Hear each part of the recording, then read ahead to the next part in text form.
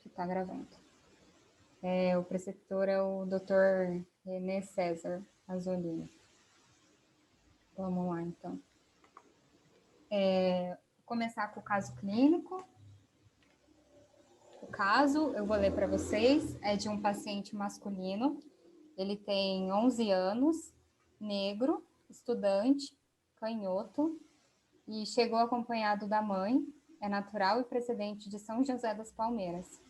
A queixa principal dele é perda de força de braço e perna esquerda. O paciente conta que ele estava em um ponto de ônibus e iria a um centro de imagem realizar um raio-x de tórax, pois há 4 dias queixava-se de dispneia e dor na região precordial, lombar e cefaleia focal à direita intermitente. Não tinha tosse ou sintomas gripais associados. Enquanto ele aguardava pelo ônibus, ele iniciou com um quadro súbito de hemiplegia de membro superior e inferior à esquerda. No momento em questão, ele nega ter apresentado confusão mental, alteração visual, distúrbio de fala ou alteração de sensibilidade. Negava também história recente de trauma, dor em nuca, febre ou sintomas gastrointestinais. Imediatamente, esse paciente se dirigiu à unidade de pronto atendimento de Toledo, a UPA. Bom, então, assim, com esse quadro inicialmente, alguém tem alguma sugestão? Alguém tem alguma coisa em mente do que pode estar acontecendo com esse paciente nosso? Consegue voltar o slide ali, Nath? Não sei.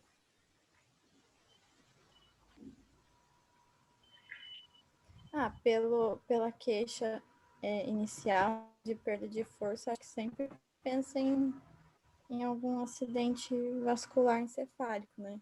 Uhum. Ótimo, Mai. Muito bom. Alguém mais tem outro diagnóstico diferencial?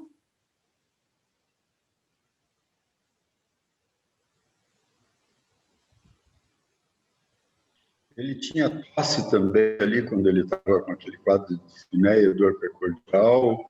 Não, sem tosse ou sintoma gripal. E essa dor precordial, de que tipo que era, Nath? Era uma dor bem, parecia no externo, assim. Parecia bem no osso. No osso, não era uma dor de aspecto anginoso, nada. Não, ventilatório dependente, assim, não. Tá. Tinha uma certa dispneia. Sentia palpitação, né? De pensar em alguma FA, alguma coisa assim? Não tinha. Depois eu vou falar o exame físico dele.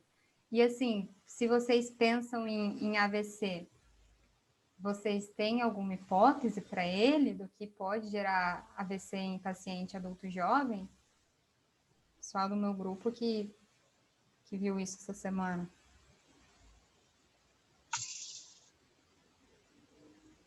Alguém?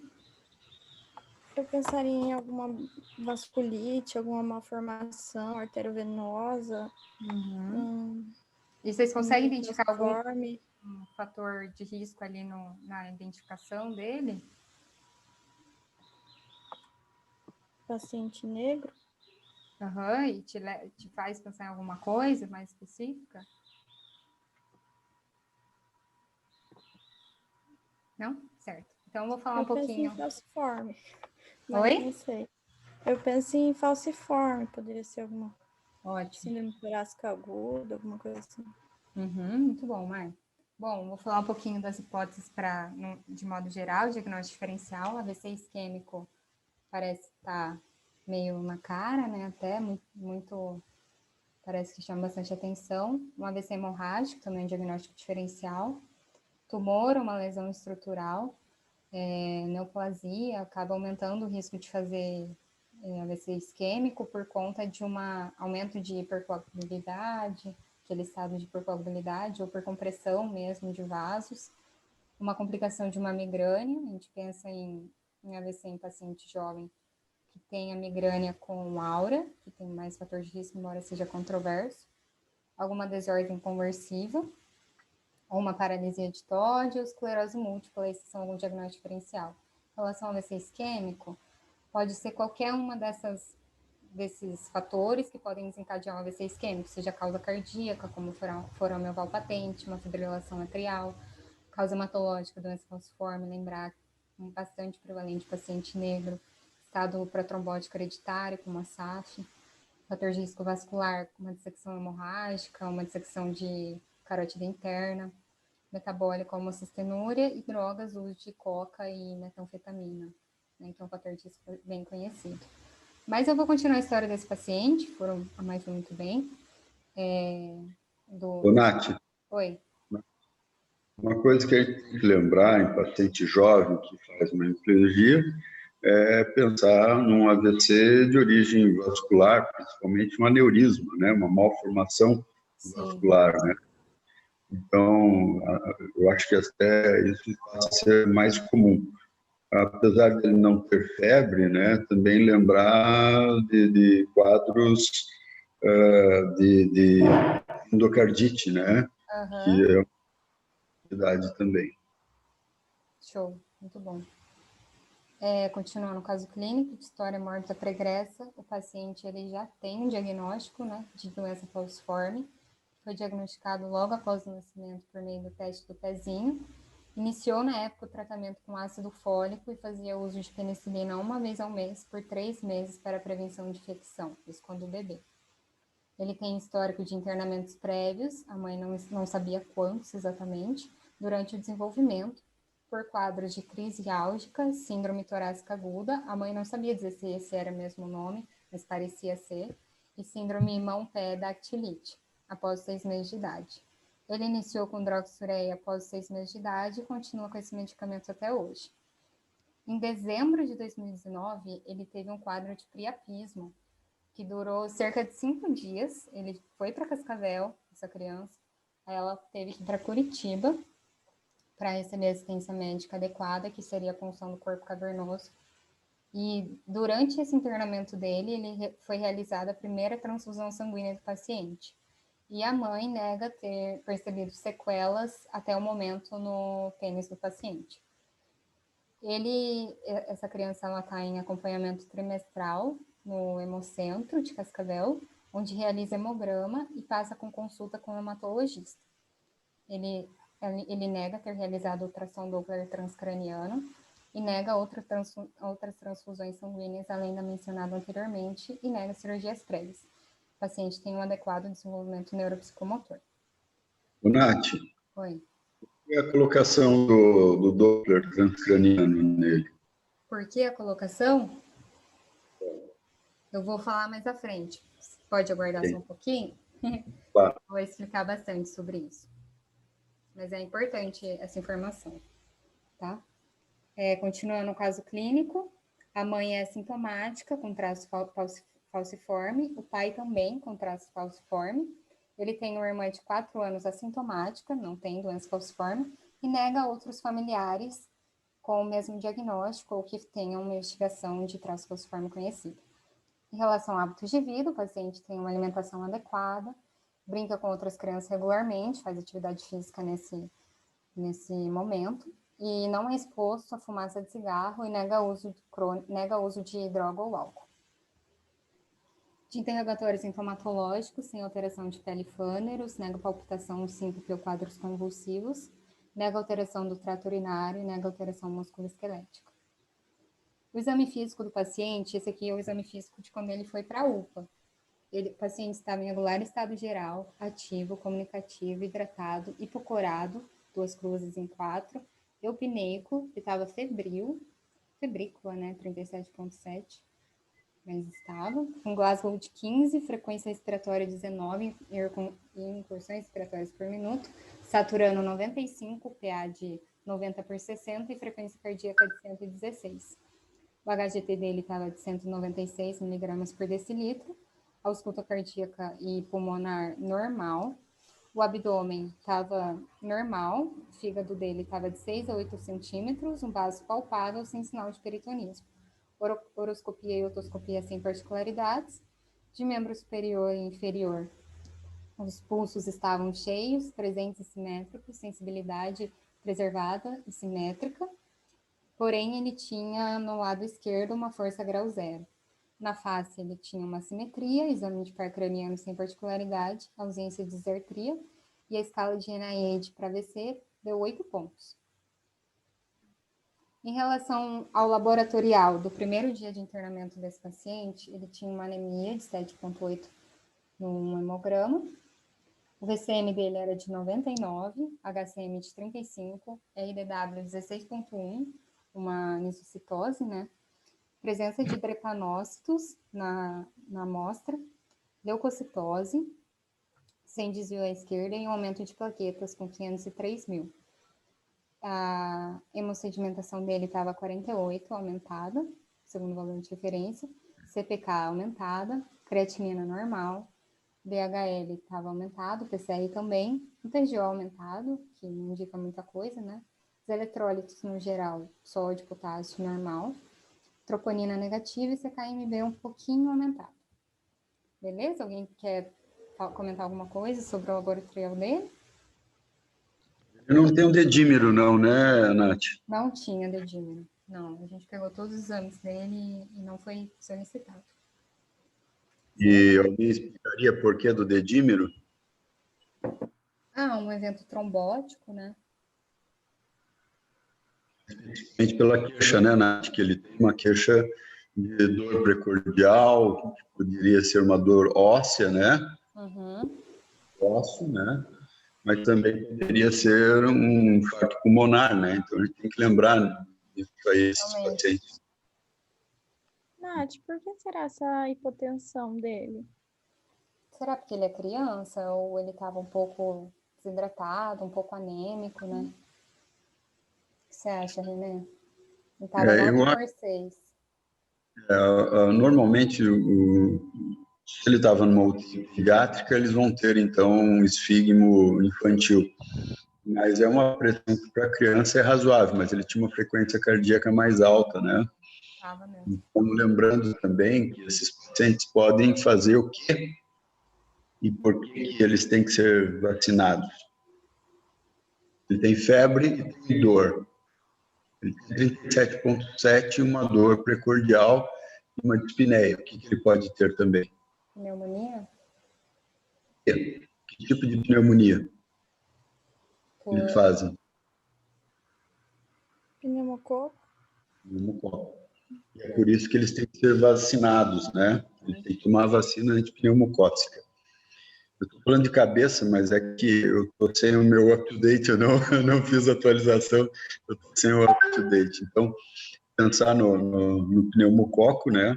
Acho que esse paciente fica bem, um raio-x, ausculta para afastar ou uma pneumonia ou uma embolia pulmonar também associado. E uma coisa está fazendo falta na história dele, e é bem típico no paciente com anemia falciforme, principalmente nos jovens. Eu não vi o começo, né? O que está faltando ali para a gente pensar que esse paciente não apresentou de queixa, pelo menos não referido na história? Um quadro comum que esses pacientes apresentam, muitas vezes até pode passar por uma cirurgia. Abdômen agudo, né? Ele tem de falsificação com abdômen agudo. Então, ele tem dor abdominal, lembrar disso também, né? Pacientes com antecedentes ou não, de repente, ali você vai ter o primeiro diagnóstico da anemia falciforme, né? Eles podem fazer também aspenia, né? Esse paciente, enquanto ele ainda tem o baço impalpável. O baço, lembrando que para ele ser palpável, normalmente ele tem que estar aumentado, né? Não é um órgão muito fácil de você palpar. Ele tem um fígado também aumentado, então ele tem uma hepatite plena, não é isso, Nath? Ele tinha, Não, eu não sei dizer, estava 6/8 a hepatimetria dele, eu não sei dizer se isso aumentava. 6/8 de hepatimetria, entendi que era abaixo do rebordo costal, isso não ficou muito claro, por isso. Pois é. E, não, quando a gente viu ele lá, não estava normal o exame físico do abdômen dele. A gente viu ele uns 4 dias após o quadro. Essa foi a descrição que eu peguei do prontuário da UPA mesmo. Agora, Nath, pelo menos assim, não estou falando nada de livro, né? Mas o que eu já ouvi de urologistas é que o comprometimento sexual desse menino é praticamente certo, apesar de que em criança talvez ele ainda consiga manter, mas normalmente acaba fazendo um shunt arteriovenoso, né? Para diminuir a pressão, né? No sistema cavernoso. E isso acaba levando à impotência depois. Eu vou falar mais à frente. Legal. E aí, cerca de 4 horas já é chance alta de ter disfunção sexual. Perfeito, Nath. Certo? Beleza, tocando aqui o barco, a conduta realizada nesse paciente foi monitorização de sinais, foi administrado cristalóides para hidratação, dipirona para controle de temperatura e analgesia, e morfina, se necessário, para controle da dor.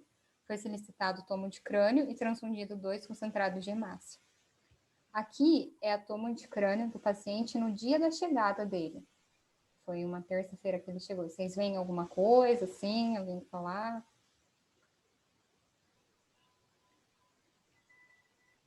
Cabeça rodada, né? Não está bem, mas... O que você acha, René?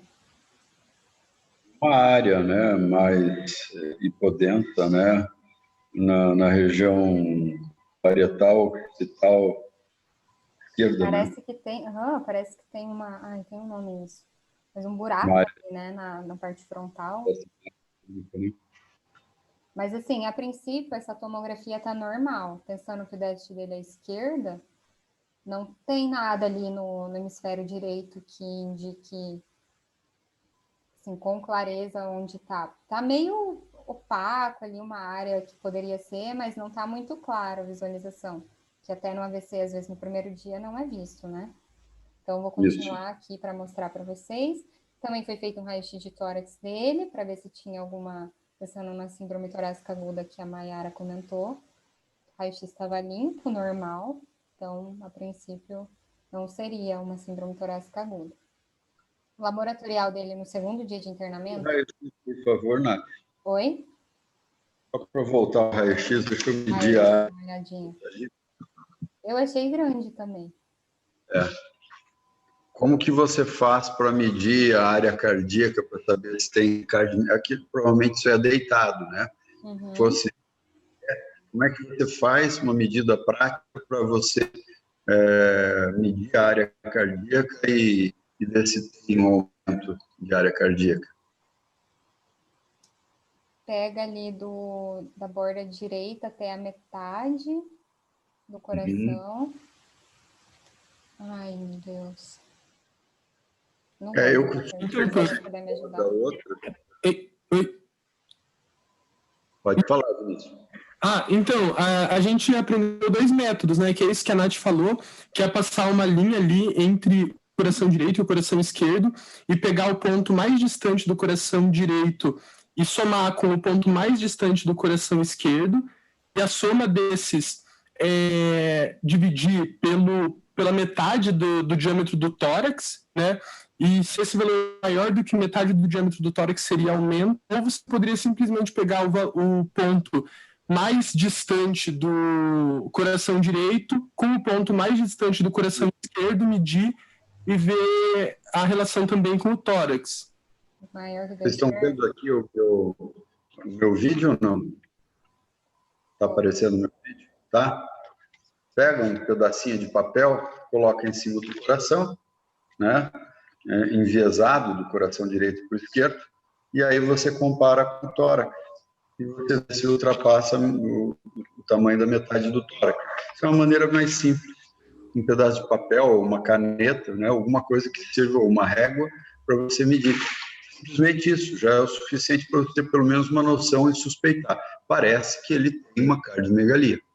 E ele tem uma história pregressa, uma história pregressa de que ele tomou penicilina durante um tempo. Ele não tinha sopro, não tinha nada não, né? Não, ausculta cardíaca normal.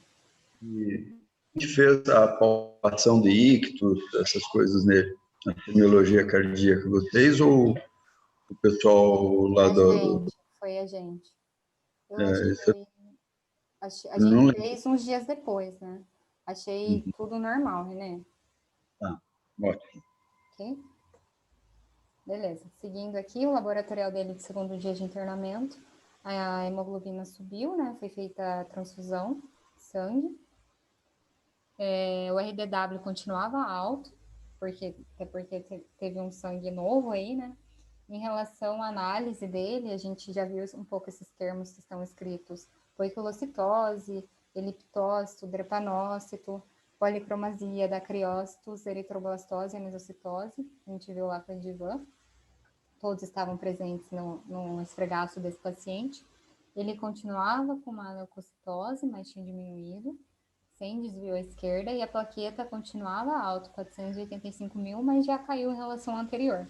O coagulograma dele, um pouquinho alterado, mas acho que nada muito absurdo. O CPK continuava alto, DHL também, PCR também. CKMB também abaixo do limite inferior do valor de referência, e a sedimentação aumentada também. Alguém quer perguntar alguma coisa nesse slide? Então, basicamente, ele melhorou da anemia, e o esfregaço de hemácias ali da análise dele sanguínea condizia mesmo com achados de uma anemia falciforme, drepanócitos, né, dacriócitos, tudo isso aí. Beleza? Essa é a tomo dele do segundo dia de internamento, e acredito que ficou mais fácil da gente enxergar a área de lesão isquêmica ali do hemisfério direito. Estava bem bonitinho mesmo, que condizia com a clínica. No segundo dia de internamento, o paciente já estava em melhor estado geral, ele estava comunicativo, lúcido, orientado no tempo e espaço, hidratado, curado, não tinha mais febre, anictérico, cianótico, saturando bem ar ambiente. Ele continuava com dor na caixa torácica, em coluna lombar, sendo necessária uma analgesia com morfina para alívio da dor, que resolveu. Ele realizou fisioterapia motora, continuava com paresia de membro inferior esquerdo e plegia de membro superior esquerdo. Então, ele melhorou do membro inferior, porém o membro superior sem melhora alguma, ele tinha que usar o outro braço para movimentar o braço esquerdo dele.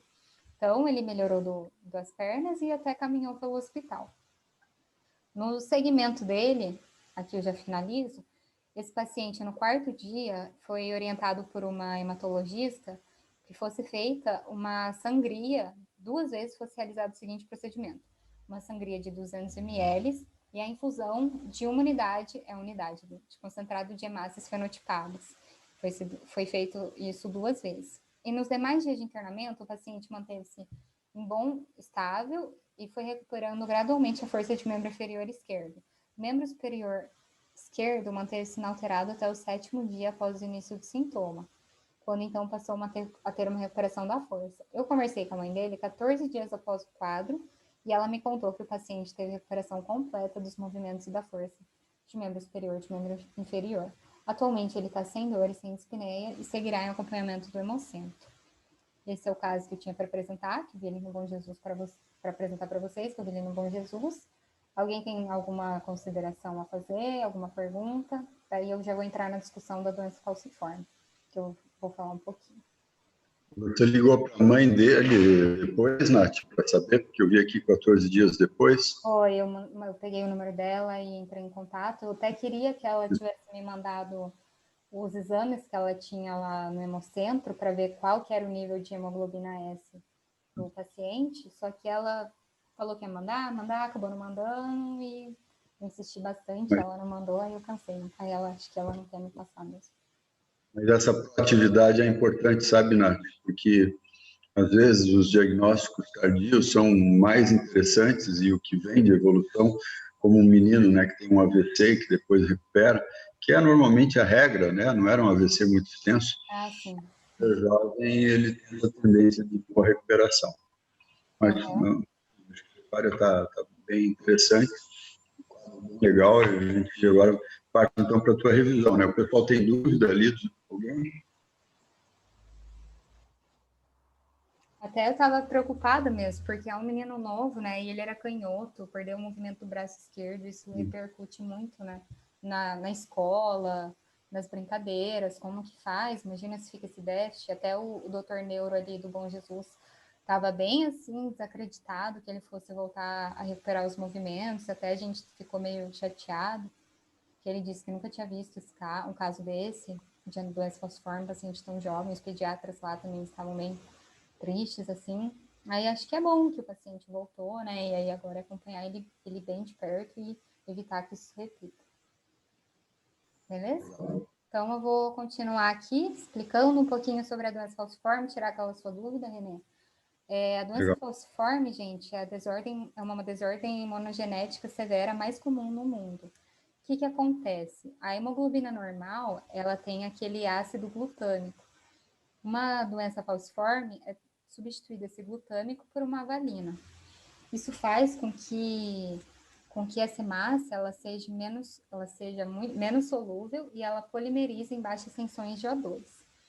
Certo? Então, vou resumir aqui para vocês, é causada por um defeito na estrutura da cadeia beta da hemoglobina, que leva a hemácia a assumir aquela forma de foice ou lua minguante quando exposta a certas condições, especialmente infecção, uma febre alta, altitude elevada, etc.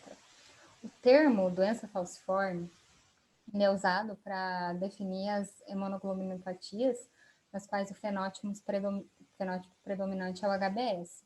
Mas isso mesmo quando associado a outra variante de hemoglobina. O que isso quer dizer? Quando a gente pensa em anemia falciforme, a gente sempre pensa que o paciente ele herdou o HbS da mãe e do pai, né? A mãe e o pai com traço falciforme, sendo homozigoto. Mas existe também o caso em que o paciente herda só de um dos pais, tendo o traço falciforme, mas ele tem uma talassemia ou ele tem uma doença da hemoglobina C, que acaba cursando também com o desenvolvimento da doença falciforme. Então, não é só a homozigose que configura a doença. Só falando um pouquinho mais da epidemiologia, é estimado que cerca de 300 mil bebês nasçam com anemia falciforme no mundo e no Brasil há 25 mil pessoas com esse diagnóstico. Ok?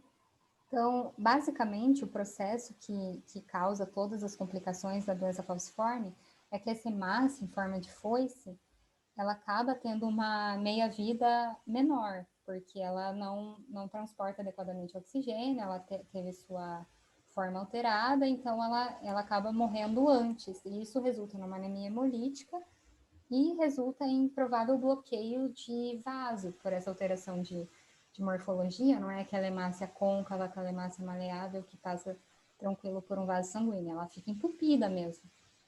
Acredita-se que esse seja o mecanismo que cause todas essas complicações.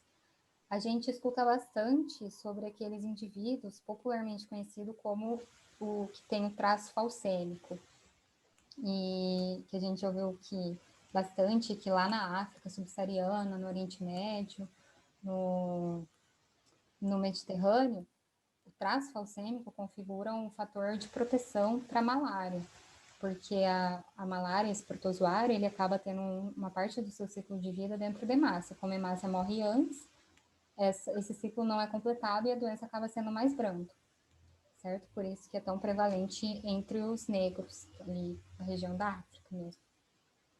Continuando, essa tabelinha eu achei um artigo e achei legal trazer para vocês, mostra como é variável os fatores, assim, tipo, um paciente que tem doença falciforme não é igual ao outro, ele pode ter várias combinações de fatores que interferem na sua gravidade de doença. Em relação aos haplótipos, é um pouco complicado, mas existem números e cada um tem uma gravidade diferente.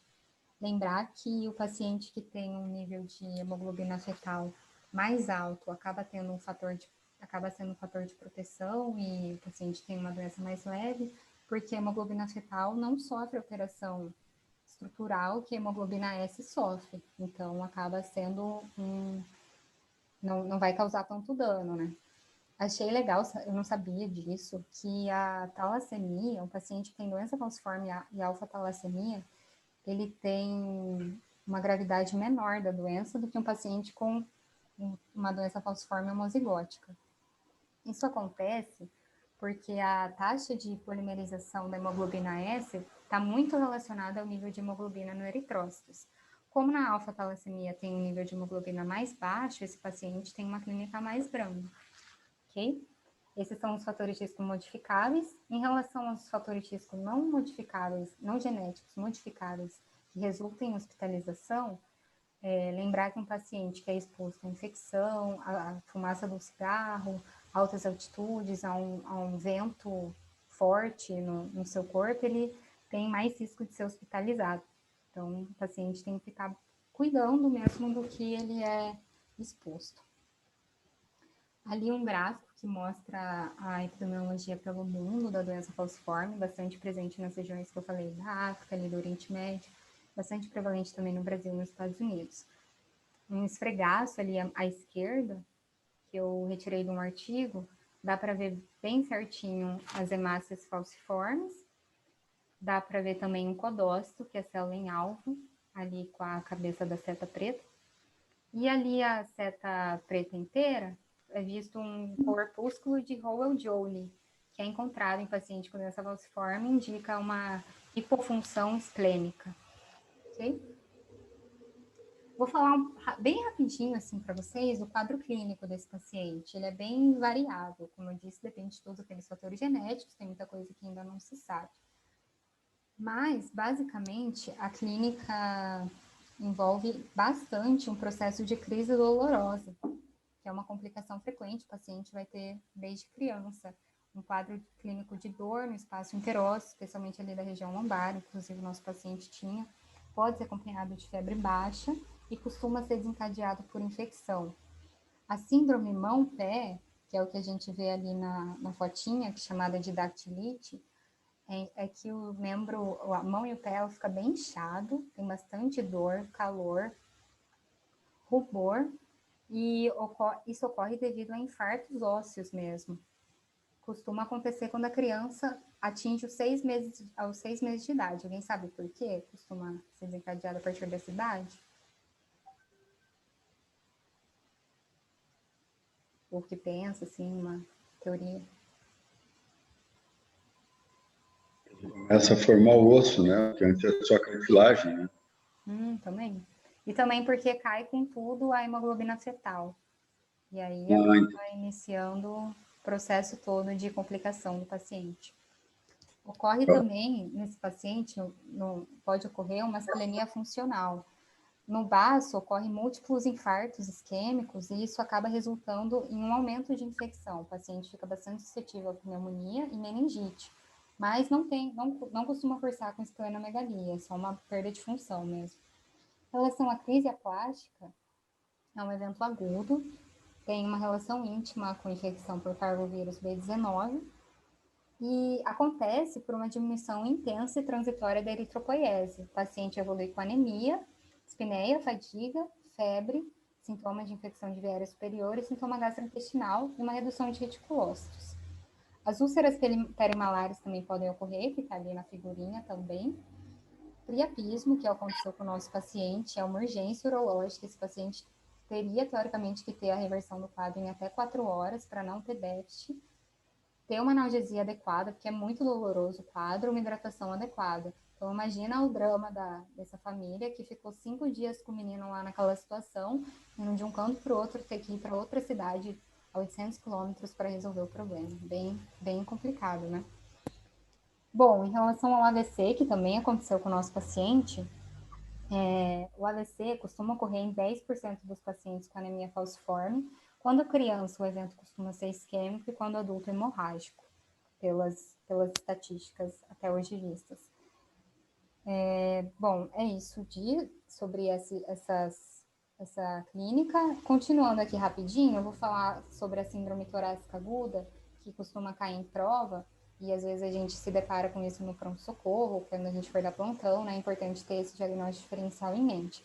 O paciente com doença falciforme, ele pode evoluir com a síndrome torácica aguda, que é caracterizada por febre, dor torácica, hipoxemia e uma nova opacidade pulmonar. Então, vai ter um raio-x alterado. Tem uma mortalidade alta de até 10%, e a causa principal é a infecção. O tratamento é hidratar sem exagerar, para não piorar mais o quadro do paciente, iniciar antibiótico empírico, controlar a saturação, para manter ela boa, dar oxigênio para esse paciente, controlar a dor. E a prevenção importantíssima com vacina, como o René falou, antipneumocócica e anti-influenza, e tentar manter a hemoglobina S menor que 30%. Bom, aqui tá todos os sítios que podem ser afetados pela doença falciforme: cardio sistêmico, nervoso, retículo endotelial, musculoesquelético, urogenital, gastrointestinal. Então pega basicamente tudo, né? Falei um pouquinho mais acima de cada um ali. Então, como que a gente acompanha esse paciente nosso? Só um adendo aqui: um paciente com doença falciforme, por mais que tenha sido melhorado o controle da doença, as formas de tratamento, né, a gente tem melhorado bastante a condição, esse paciente, apesar de tudo, tem uma expectativa de vida reduzida em 30 anos em relação à população geral, segundo o artigo que eu li, e geralmente cursa com uma qualidade de vida ruim, porque esse paciente sofre inúmeras restrições, ele não pode, por exemplo, correr muito, não pode fazer muito exercício físico, ir para lugar frio, ele tem que ter um acompanhamento rigoroso do seu estado, né, de como que está o seu nível de anemia. Ele está sujeito a complicações, como esse menino de só 11 anos que já sofreu tudo isso. Então, é bem difícil, a família toda sofre. A gente tem que pensar em manejar muito bem um paciente desse, que ele já tem bastante problema. E atualmente a gente só tem como terapia farmacológica a hidroxiureia, que é um remédio que é também usado para melanoma, para leucemia, e que é usado no paciente com doença falciforme para aumentar os níveis de hemoglobina fetal. Então, é iniciado já desde criança mesmo. Certo? Então, aqui para cuidar desse paciente, a gente tem que fazer um ultrassom de abdômen anual, até para ver aquilo lá que o René falou, ver se não tem algum fator de isquemia ali, ver se não tem nenhum problema. Fazer um ultrassom Doppler transcraniano dos 2 aos 16 anos de idade. E o que seria esse ultrassom Doppler transcraniano? É feita uma avaliação da maior velocidade de fluxo na artéria carótida interna e cerebral média. Um estudo de 97 validou o ultrassom Doppler transcraniano para investigar pacientes com alto risco de evoluir para derrame, para AVC isquêmico. Então, se o paciente tem um determinado fluxo lá no Doppler transcraniano, ele vai para um tratamento mais específico para prevenção de um possível AVC. Então, felizmente, o nosso paciente não foi submetido a um Doppler transcraniano nunca na vida. A mãe me contou que ele iria fazer esse ano, porém, por conta do Covid, ele não fez, e ficou por isso mesmo, e acabou evoluindo dessa forma. Então, basicamente, serve para a gente achar aquele paciente de alto risco para fazer uma isquemia. Fazer exame oftalmológico periodicamente também é recomendado. Um eletrocardiograma a partir dos 15 anos, densitometria após os 12, a vacinação completa, fazer todo o esquema, e antibiótico profilaxia. Essa tabelinha, eu sei que ela é um pouco grande, assim, e meio ruim de ver, bastante coisa, mas ela acaba resumindo por nível de evidência e por disponibilidade em países com baixo recurso. Basicamente, para prevenir infecção, a gente dá penicilina para esse paciente até os 5 anos de idade, o nosso paciente também não fez. A vacina para pneumococo também é feita e profilaxia para malária quando adequada. Em relação à transfusão sanguínea, é recomendado que para tratamento de anemia seja feita uma transfusão simples até chegar a uma hemoglobina de 10. E para prevenir complicações como um AVC, é recomendado que esse paciente seja transfundido, se ele for de alto risco, por 1 ano, e após 1 ano, mensalmente por 1 ano, e após isso, continua com hidroxiureia para sempre, para deixar os níveis de HB fetal adequado, e, teoricamente, com esse 1 ano de transfusão mensal, para tentar deixar esse target, né, essa marca, esse alvo, menor que 30 de HBS. E aí depois eu posso mandar os slides, se alguém quiser dar uma olhadinha mais nessa tabela. Vou dar continuidade. Esses dois gráficos eu achei bem interessante. O da direita é sobre esse estudo que eu comentei, que validou o ultrassom Doppler transcraniano para fator de risco de AVC. E o ultrassom, se ele tiver pelo menos uma velocidade de 200 centímetros por segundo, indica que esse paciente é de alto risco. E aí um estudo, um ano após, de 98, que chamava STOP, investigou 130 crianças, não é muita gente, né? Mas isso já foi suficiente para deixar isso estabelecido como prova de que a transfusão foi muito melhor do que um tratamento padrão para aquele paciente de alto risco em que você teme que ele venha desenvolver AVC isquêmico. Então, basicamente, esse é o tratamento padrão. Porém, há desafios, né, de se fazer uma transfusão mensal, é complicado, assim. Estava vendo até um estudo da Unifesp que levantou, feito em 2016, que levantou esses desafios em um país tão grande como o Brasil, que a gente às vezes fica sem recurso, e às vezes o paciente fica dependente do SUS, e bastante gente, né, 25 mil pessoas para dar conta. Então, tem toda uma limitação ainda, até o nosso paciente não foi submetido nunca a uma transfusão por um ano, até para evitar essas complicações que ele teve. Então, os desafios de uma transfusão frequente é de ter uma adesão adequada do paciente e da família para que ele vá corretamente ao serviço, risco de hiperesplanismo, risco de desenvolver alto e alto anticorpo devido a uma transfusão, talvez que tenha uma diferença étnica entre o receptor e doador, dificuldade de obter acesso venoso periférico, e uma transfusão frequente pode culminar em sobrecarga de ferro. Isso dá inflamação e fibrose hepática, se muito exagerado. O controle é feito por meio da ferritina e depois, assim, de um ano, pode ser usado quelante de ferro, que até um estudo lá que eu vi da Unifesp, os pacientes todos ficaram bem, ninguém teve complicação de uso de transfusão frequente, mas acaba sendo algo que a gente não pode esquecer. Bom, essas foram minhas referências, se alguém tiver alguma dúvida sobre o que eu falei dos estudos, e é isso. Muito obrigada. Falei um pouco rápido também.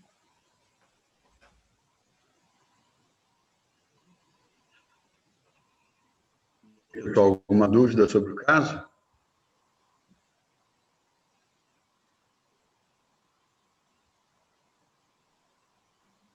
Ô, Nath, eu acho que eu me perdi lá no começo quanto aos pais dele.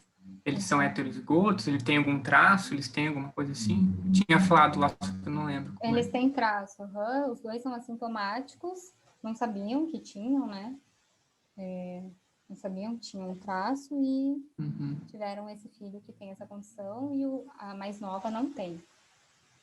Também não sei se é do mesmo pai, não esqueci de perguntar esse detalhe importante.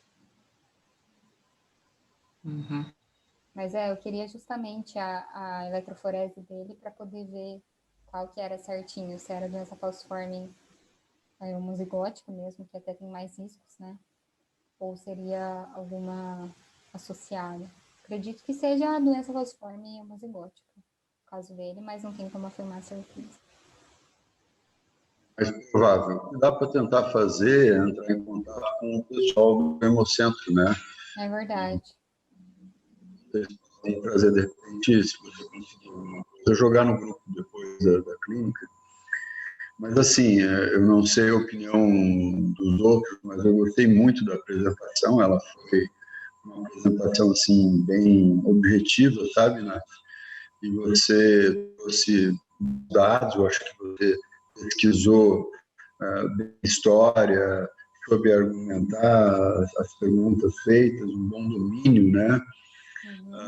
Do caso, da anamnese. Então, eu acho que é esse o exemplo.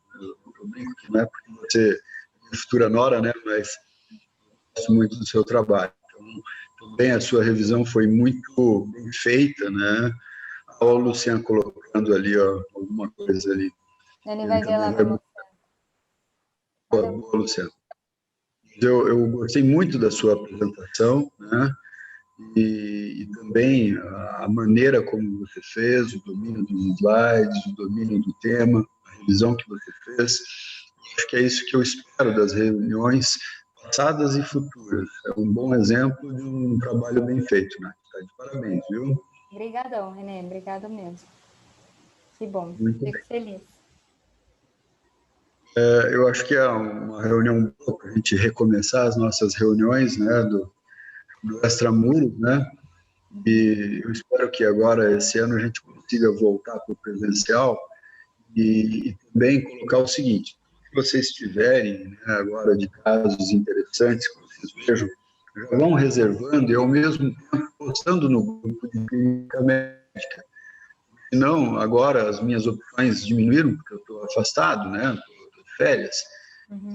Outro caso, mas eu acho que vale a pena vocês comprem com a gente aí, distribuindo os casos que vocês virem na UTI, nos ambulatórios, e jogarem imagens da mesma forma como eu fiz.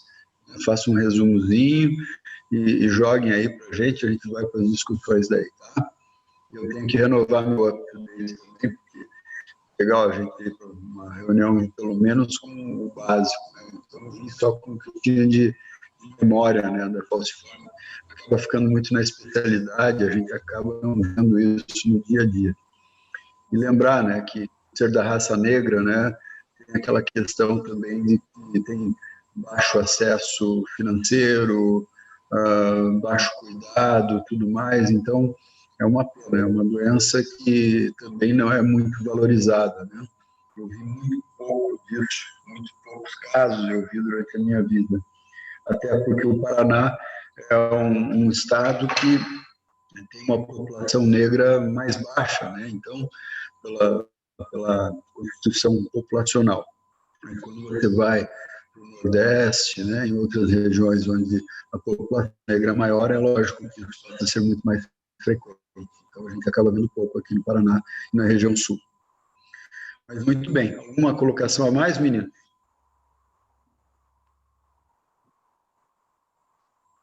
Então, espero vocês ali no grupo, vamos continuar postando aí tudo que vocês tiverem de dúvidas.